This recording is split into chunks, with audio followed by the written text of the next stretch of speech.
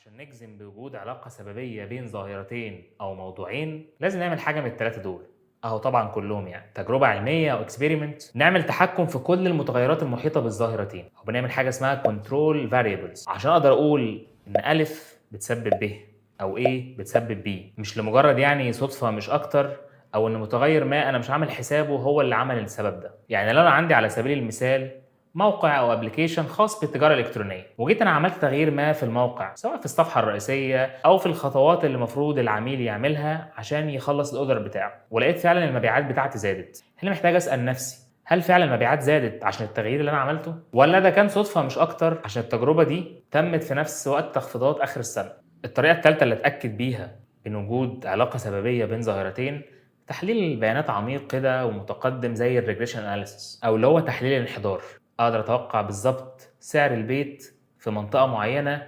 بناء على مساحه البيت ده بالمتر المربع.